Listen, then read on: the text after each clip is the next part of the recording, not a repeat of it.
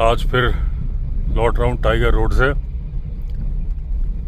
Video तो upload हो गया, अब 2 फ़ोन से अपलोड कर रहा हूँ दोबारा। तो वो जो मोर घट्टी की सीरीज़ थी उसके सारे वीडियो अपलोड हो गए हैं। कल तो मैं करीब रात 10 बजे तक बैठा हुआ था, लेकिन वीडियो अपलोड हुआ नहीं और स्पीड भी बहुत कम आ रही थी। अपलोड स्पीड 4 की आ रही थी, आज तो 40 की आ रही थी। तो 70% पे फिर रात के जब 10 बज गए तो मैंने छोड़ दिया था कि मैंने कहा अगर गारंटी हो तो बैठो भी, ये भी पता नहीं था कब तक बैठे रहना पड़ेगा। तो मैं चला गया था। लेकिन ये रहा कि जब मैं आज आया तो वो वीडियो जो 70% पे था वहीं से स्टार्ट हुआ, 76% हो गया था। यानी कि रात को भी हल्का हल्का अपलोड होता रहा रिजॉर्ट में। आज बड़ी जल्दी हो गया, फिर दूसरा भी अपलोड कर दिया जो मैं एडिट करके आया था लास्ट पार्ट, इसलिए कल वीडियो आ नहीं पाया था। मेरे पास एक दूसरा वीडियो था पब्लिश करने के लिए, लेकिन मैंने कहा सीरीज में चल रहा है तो उसी में चले। लेकिन आज एक दूसरा टेंशन है दिमाग में, पेट्रोल भरवाना मैं उस दिन भूल गया था ऋषिकेश में, एकदम दिमाग से उतर गया। आज देखिए लाइट ब्लिंक कर रही है, यानी पेट्रोल की लाइट तो जली हुई है, ब्लिंक भी कर रही है। अब ये टेंशन ये है कहीं जंगल में पेट्रोल ना खत्म हो जाए, लेकिन कोई ऑप्शन था नहीं। तो फिर मैंने कहा चल भाई अब जो भी है देखा जाएगा। खतरों के खिलाड़ी। तो अगर जंगल में पेट्रोल खत्म होगा तो उसका भी वीडियो बनाएंगे, और क्या करेंगे। जब जंगल में जिप्सी खराब हुई थी तो उसका वीडियो बनाया। एक भाई साहब ने एक कमेंट लिखा, उनको मैंने ब्लॉक कर दिया, कि जब लोगों को आप बुलाते हो तो जिप्सी तो सही कर लो। यानी कि उनके हिसाब से दुनिया की सारी जिप्सी मेरी है। अगर मैं कहीं किसी भी नेशनल पार्क में सफारी करने जाऊंगा तो वो उसको मेरी ही जिप्सी मानते हैं। उनको नहीं मालूम था कि वो जिप्सी किराए की थी। कल जब मैं दोस्तों आ रहा था ना वो हॉरर एक्सपीरियंस वाली रोड से, तो वीडियो नहीं बना पाया क्योंकि स्पेस भर गया था। अभी तो 60 GB स्पेस है खाली, तो वीडियो बन जाएगा। आज फिर फाइल्स डिलीट करूंगा तो वापस स्पेस आएगा। अब 4K वीडियो बनाने बंद। जब कोई मतलब वीडियो तो रिकॉर्ड तो 4K में ही हो रहा है अभी भी, लेकिन एक्सपोर्ट के टाइम पे QSD कर दूंगा। आज जो वीडियो पब्लिश किया है वो 4K में था, लेकिन आगे के जो 2 वीडियो हैं वो QSD में आएंगे। QSD भी ठीक है, तो क्योंकि ये दिन भर जो बैठे रहना पड़ता था बहुत बड़ी प्रॉब्लम है। एक जियो वाला से बात की थी मैंने, तो वो बोल रहा था कि अक्टूबर तक हमारे जिस टावर, जो धौषण वाला टावर है जिससे हमारे कनेक्शन आते हैं, वो भी 5G हो जाएगा। तो अक्टूबर तक की प्रॉब्लम है, और अगर उसके पहले स्टारलिंक आ गया तब तो कोई बात ही नहीं है। एक दोस्तों हाथियों की बहुत ज़्यादा मूवमेंट हो गई है, और उसको मैं इसलिए कर दूं कि ये टाइम अवेयर करने का है। इस टाइम पे हाथियों के हमले बढ़ जाते हैं बहुत ज़्यादा। तो मैंने सोचा थोड़ा सा एक शॉर्ट वीडियो तो कल बनाया था, पब्लिश भी कर दिया था, लेकिन डिटेल में बता दूं आपको। उसमें मैंने बताया था कि एक IFS ऑफिसर थे, नागरहोल टाइगर रिजर्व के फील्ड डायरेक्टर थे, और मिस्टर के मणिकंदन, वो चेक करने गए थे एक फॉरेस्ट फायर को। थोड़ी सी फायर लगी थी, उसको चेक करने के लिए गए थे कि क्या इम्पैक्ट आया है। और वही काबिनी के आसपास की बात है जहाँ तक है। और जीप से जब वो उतरे तो थोड़ी दूरी चले थे, जबकि 10-15 लोग की टीम थी उनके साथ, फॉरेस्ट गार्ड, गन वगैरह सब थी। थोड़ा आगे चले तो हाथी साइलेंट अटैक करता है, जो मैं बताने जा रहा हूँ। इसके पहले मैं आपको घटना बता रहा हूँ। तो हाथी ने साइलेंट टस्कर आ गया एकदम, किसी को मालूम नहीं चला, जबकि 15 लोग थे, जबकि फॉरेस्ट डिपार्टमेंट के लोग थे, सीनियर ऑफिसर्स भी थे। और एकदम से आया तो वो भागे सारे लोग। हाथी के जैसा भागना ही पड़ता है। तो भागे तो वो स्लिप कर गए। बाकी लोग भागे, जब तक वो मुड़ के देखते तब तक हाथी ने उनको रौंद दिया। बस कुछ सेकंड में ही हुआ ये। और फॉरेस्ट गार्ड को एम लेके गन चलाने का मौका भी नहीं मिला, क्योंकि जब तक वो पलटे होंगे बस कुछ सेकंड में ही उसने ये कर दिया। इससे सिमिलर एक एक्सपीरियंस और था जो मैंने पहले भी बताया था। मेरे पापा के दोस्त ही थे, वो भी कंजर्वेटर थे। बस्तर की घटना है वो, तब बस्तर मध्य प्रदेश में आता था। उनकी भी डेथ हुई थी, वो हाथी से नहीं हुई थी, बाइसन से हुई थी। 2 बाइसन लड़ रहे थे और उन्हें फोटोग्राफी का भी शौक था, तो वो फोटो खींचने लगे। और जो कैमरे की क्लिक की साउंड होती थी, अभी भी होती है लेकिन तब कुछ ज़्यादा ही होती थी, रील वाले कैमरे होते थे, बस उससे पलटे एकदम से आपस में छोड़ के 1 या 2 पता नहीं उनकी तरफ दौड़ा और वो भागे, वो भी गिर गए। और उनके भी साथी जो फॉरेस्ट वाले थे वो ऊपर पेड़ पे चढ़े हुए थे, लेकिन ये चढ़ नहीं पाए और उनको वहीं रौंद दिया। उनका नाम मैंने पिछली बार भी नहीं बताया था, क्योंकि मैं एग्जैक्टली मुझे सन याद नहीं। मुझे ऐसा लगता है कि 90 या 95 के आसपास की बात होगी। तो उन्होंने, एक फॉरेस्ट ऑफिसर ने मुझसे कमेंट में उस टाइम पूछा था, 1.5-2 साल पहले ये घटना मैंने बताई थी कि कौन से सन की बात है, क्या है। नाम मुझे बहुत अच्छे से याद है, मैं तो अंकल बोलता था उनको। और लेकिन बस मैं एक बार मैं नेट पे चेक कर लूँगा, अगर कहीं पब्लिश्ड है ये घटना तब तो मैं नाम बता दूंगा, क्योंकि ये मुझे पापा ने सुनाई थी और मैं बड़े अच्छे से उनको जानता था। इवन जब वो पन्ना में पोस्टेड थे तो उनकी 10 लाख रुपए की लॉटरी भी लगी थी। जगह चौकी पन्ना में एक जगह है, तो वहाँ पीछे कुछ गिरा, तो वहाँ उनका बंगला था और शायद उनका बेटा या बेटी हमारे स्कूल बस में आता भी था, क्योंकि बस वहाँ रुकती थी उतारने के लिए। क्योंकि उस टाइम जब लॉटरी लगी थी ना तो बहुत फेमस हो गए थे वो। 10 लाख रुपए उस जमाने में बहुत बड़ी बात होती थी, आज के 1 करोड़ रुपए। तो मैं देखूंगा एक बार गूगल करके कि बस्तर बाइसन अटैक या कुछ ऐसा मिल जाएगा तो, क्योंकि अब पापा नहीं है, अगर होते तो मैं पूछ के नाम भी बता देता।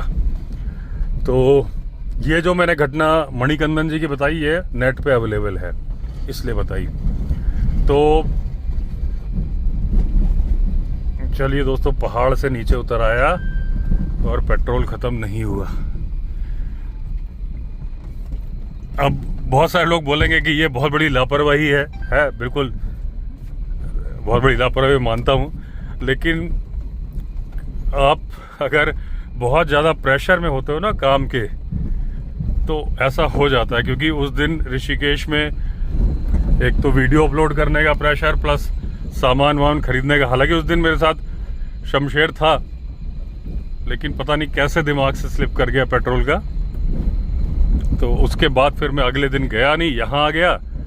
हालांकि जब ये लाइट जलती है तो गाड़ी करीब 100 किलोमीटर चलती है ये, और क्योंकि ये पेट्रोल गाड़ी है तो एयर लेती नहीं है, यानी आखिरी बूंद तक चलती है। लेकिन होता क्या है कि टंकी में लास्ट में थोड़ा कचड़ा हो सकता है।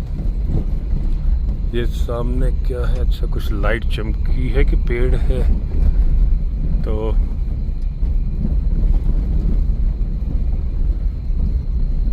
हालांकि मैं जब निकल रहा था वहां से तो मैंने देखा था शेखर की गाड़ी निकली थी, और मैं गाड़ी मोड़ रहा था तो 2-3 बसें आ गई वहाँ पे। तो पेट्रोल का मुझे ध्यान था, तो मैं उससे कहता भाई साथ में रख ले गाड़ी, पेट्रोल ख़त्म हो सकता है मेरा। तो हो सकता है उसकी गाड़ी आगे ही जा रही हो, क्योंकि मुझे एक लाइट सी दिखी है। तो मैं हाथी के साइलेंट अटैक का बता रहा था कि शॉर्ट वीडियो में तो मैंने शॉर्ट बता दिया था कि जैसे ये दोस्तों पत्थर है, इस पे हाथी चलेगा बिल्कुल भी आवाज़ नहीं होगी। ड्राई लीव्स पे चलेगा बिल्कुल भी आवाज़ नहीं होगी, क्योंकि उसके पैरों के अंदर एक कुशन सा होता है जिससे कि वो चल सकता है इस तरीके से कि जिससे कि आवाज़ ना हो। अब हाथी आपके ऊपर अटैक करना चाहता है कि आपका सडन एनकाउंटर हो गया है। अगर सडन एनकाउंटर हो गया है तब तो 10-15 सेकंड का टाइम है आपके पास बचने के लिए, क्योंकि वो कुछ ऐसी हरकत करता है जिसे आप देख सकते हो कि वो अगर चारा खा रहा है, डाल तोड़ रहा है, तोड़ना बंद कर देगा, रुक जाएगा। कान उसके आगे को मूव करेंगे, पैर भी मोड़ेगा। चार्ज करने का बहुत बड़ा ये साइन है पैर मोड़ना। और पूंछ टेढ़ी करेगा या पूंछ सीधी भी कर लेता है। 90 डिग्री के एंगल में ज़्यादातर घुमाता है, लेकिन अगर उसने पूंछ को स्ट्रेट कर लिया है, गाय जैसे गाय भागती है तो पूंछ खड़ी करती है, तो आप ये मत समझना कि अभी तो 90 डिग्री में नहीं घुमाया। वो भी एक साइन है भागने का है, पेड़ पे थोड़ा मजबूत से पेड़ पे चढ़ने का। वो देखिए आगे शेखर की गाड़ी खड़ी है, आगे या ये गाड़ी खड़ी है, आगे एक गाड़ी जा रही है, मेरे ख्याल से यही शेखर की गाड़ी है। तो गाड़ी निकल जाए फिर बताता हूँ मैं आपको।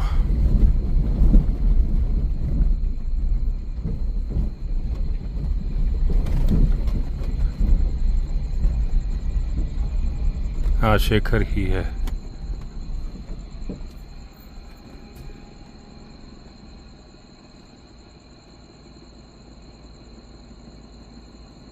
नहीं, शेखर नहीं लग रहा।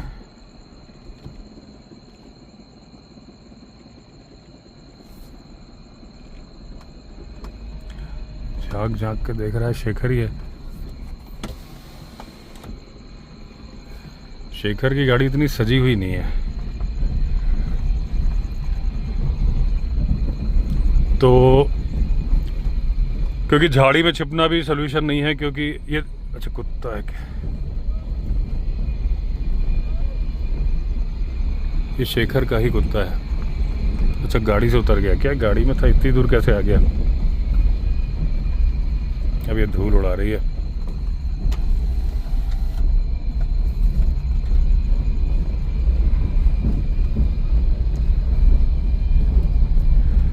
अब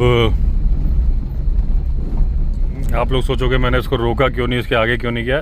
क्योंकि ठीक है, अब उतर के आ चुका हूँ नदी के रिवर बेड में, और विंडो बंद कर लूँ, धूल आ रही है। अब अगर ख़त्म होगा तो मैं बुला लूँगा फ़ोन करके। वैसे ख़त्म होगा नहीं, क्योंकि 100 किलोमीटर चली नहीं है गाड़ी।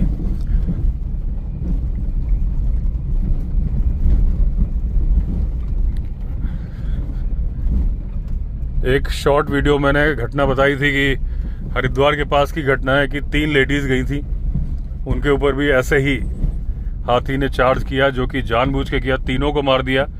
एक लेडी का एक पैर उछाल के फेंक दिया 20 मीटर दूर, एक हाथ भी तोड़ के फेंक दिया, स्कल पूरा डैमेज कर दिया और छाती पूरी डैमेज कर दी। हाथी जब मस्त पीरियड में आते हैं, मैंने एक दूसरे वीडियो में बताया था कि जनरली वो फेवरेबल, जो सीनियर हाथी होते हैं वो फेवरेबल कंडीशन देख के मस्त में आते हैं। ऐसा नहीं कि उनके हाथ में है, लेकिन समय के अनुसार ऐसे चेंजेस हो जाते हैं उनके अंदर कि वो होने लगता है कि या तो मानसून में आते हैं, कई बार साइकिल गड़बड़ हो जाता है तो गर्मी में आ जाते हैं। विंटर्स में अगर हाथी का मस्त पीरियड या टेम्पोरल ग्लैंड से आप फ्लूइड आता हुआ देख रहे हो, तो आप समझ जाओ कि ये जैसे 16-17 से वो होते हैं मैच्योर, तो 30 ईयर्स तक का ही होगा, उसके बाद का हाथी नहीं है। वरना वो धीरे धीरे अडेप्ट कर लेता है कि फेवरेबल कंडीशन। अब फेवरेबल कंडीशन क्या है? हाथी की मीटिंग चलती है दोस्तों करीब 15 दिन तक, जैसे टाइगर की 6-7 दिन चलती है। अगर वो टाइग्रेस मल्टीपल पार्टनर के साथ मीटिंग कर रही है तो उसकी भी 15 दिन तक चल जाती है। हाथी की फेवरेबल कंडीशन है, यानी कि चारा, जंगल में हरियाली, डाल तोड़ने को, पानी, तो 15 दिन। अगर फेवरेबल कंडीशन नहीं है, वो मान लीजिए गर्मी में ही मस्त पीरियड में आ गया है, तो वो मीटिंग 1 महीने तक चल सकती है। लेफ्ट हैंड साइड में कुछ चमकी है आंख। तो अब एक केस में क्या हुआ था, 2009 की बात है, यही राजाजी नेशनल पार्क की, धौलखंड, जहां मैंने उस दिन नाइट हॉल्ट किया था, वहीं की बात है। एक हाथी था, एक दांत वाला, उसका नाम रखा गया था गणेश। अभी भी होगा कि एक्सपायर हो गया होगा, क्योंकि अगर होगा तो अभी बूढ़ा होगा, 61 साल का होगा। तो उसका नाम गणेश क्यों रखा गया था? क्योंकि गणेश जी का भी आपको मालूम है एक ही दांत होता है, एक दंत बोला जाता है गणेश जी को, तो इसलिए एक दांत था, इसलिए नाम रख दिया गणेश। वो वैसे ऐसे एग्रेसिव नहीं था, लेकिन मस्त पीरियड में था, तो उसने एक हथनी को जान से मार दिया। 4 पूरे गहरे दांत गड़े हुए थे, हथनी मरी पड़ी मिली थी, और वहाँ पे 4-5 हाथियों के पैरों के निशान और मिले थे। जनरली क्या होता है, जब मस्त पीरियड में हाथी जाता है ग्रुप में तो ग्रुप के अंदर ही शामिल हो जाता है, तो जो मैट्रियार्क होती है उसे भगाने की कोशिश करती है, और क्योंकि उसके सपोर्ट में 4-5-6-7 और बड़ी बड़ी फीमेल होती हैं तो वो हाथी फिर अकेला पड़ जाता है, भागता है, फिर लौट के आता है इस तरह से। और जब ईस्ट्रस में जो फीमेल होती हैं तो वो खुद उसकी तरफ आने लगती हैं, धीरे धीरे ग्रुप के थोड़ा साइड में हो जाती हैं, और ऐसे करके वो मीटिंग करता है। अभी मुझे एक बात याद आ गई कि हाथी की जो दोस्तों कभी भी आप देखना, इंडिया के अंदर करीब 30-40 हज़ार हाथी हैं और 60-70 साल 80 साल की एज तक मर भी जाते हैं, और करीब करीब 2 साल का इनका जेस्टेशन पीरियड होता है, बच्चे भी पैदा होते हैं। तो इतने हाथी होने के बावजूद कभी आपको डेड बॉडीज मिलती हैं हाथी की तभी मिलेंगी जब वो एक्सीडेंट हुआ होगा, जैसे कि ये गणेश ने मार दिया तो वो बॉडी मिली, करंट लग गया। करंट लगने की घटना बताऊं कि एक बार सागौन के पेड़ को खा रहे थे। अभी मैंने सफारी वीडियो में बताया था कि कुछ हाथी सागौन को खाते हैं, चिल्ला साइड खाते हैं, बाकी साइड नहीं खाते हैं। धीरे धीरे वो अपनी आदत बदल रहे हैं। बेर, कई जगह बेर को खाते हैं, कई जगह नहीं खाते हैं। और अगर दूसरा हाथी एक इलाके से दूसरे इलाके में चला जाए और वो खाता है तो उसको देख के दूसरे भी समझ जाते हैं कि ये भी खाने की चीज़ है।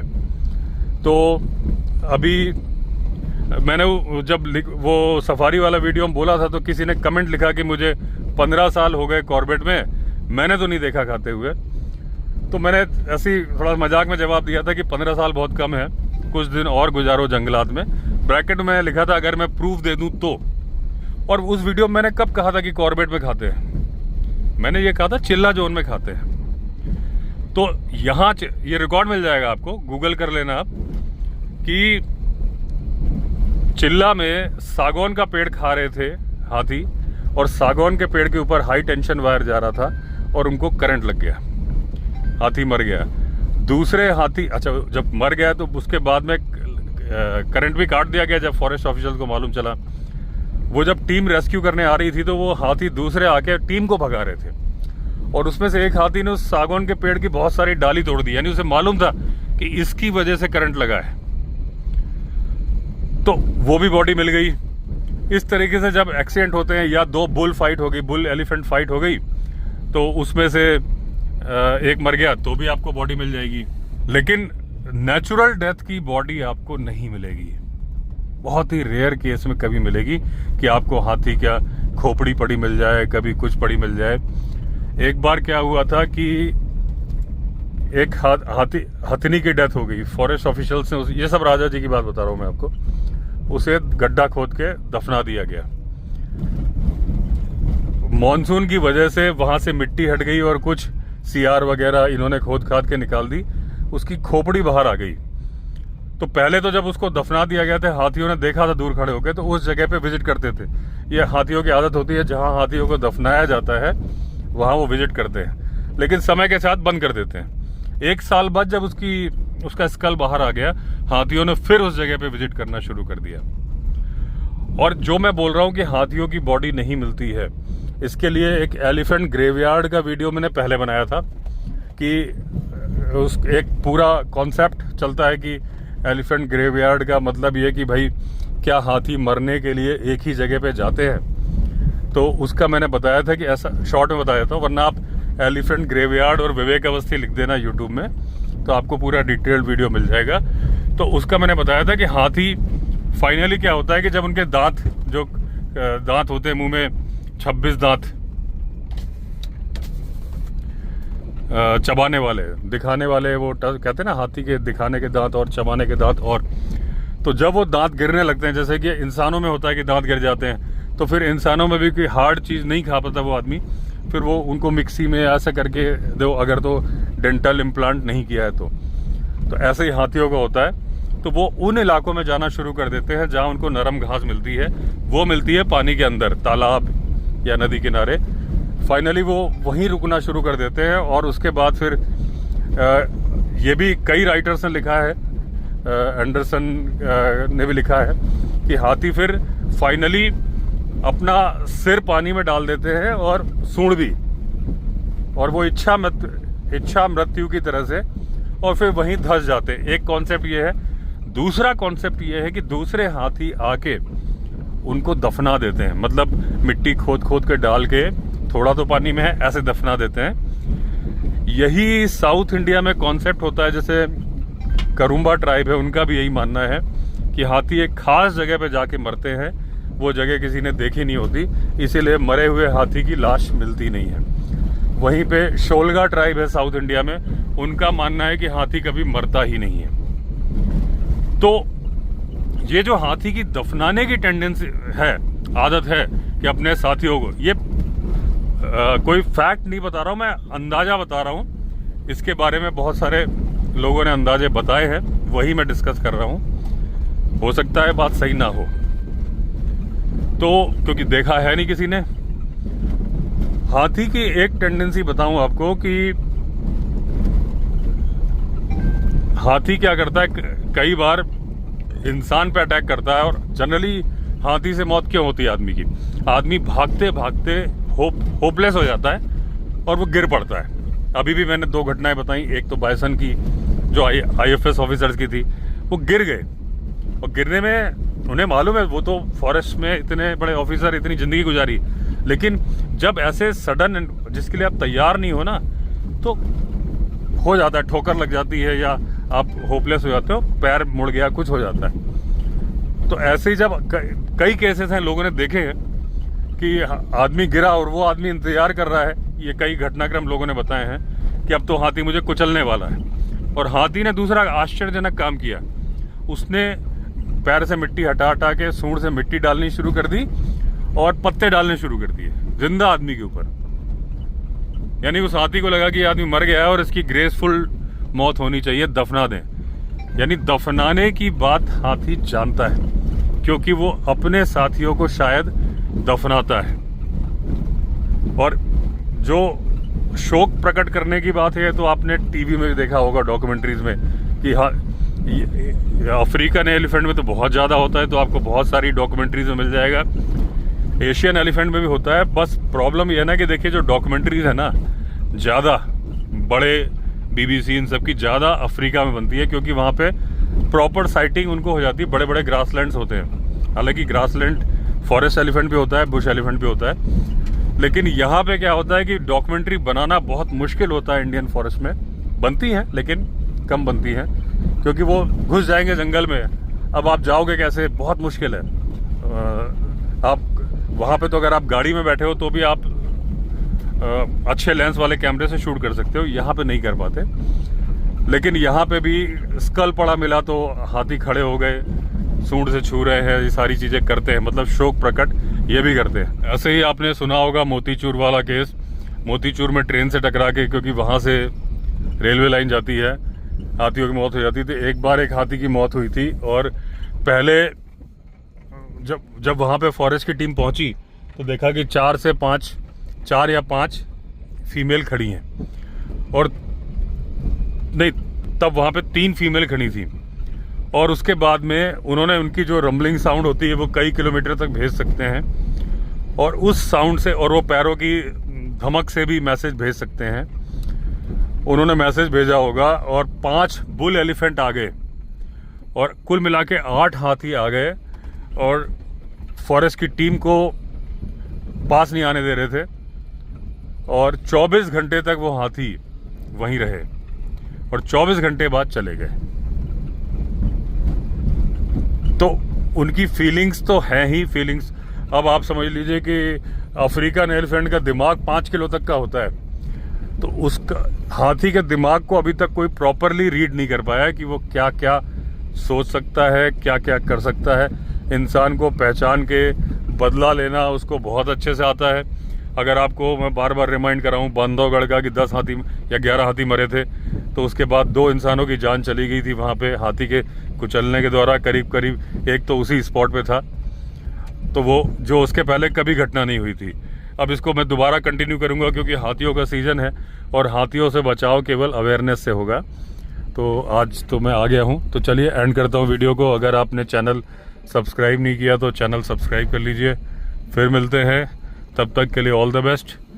वंदे मातरम।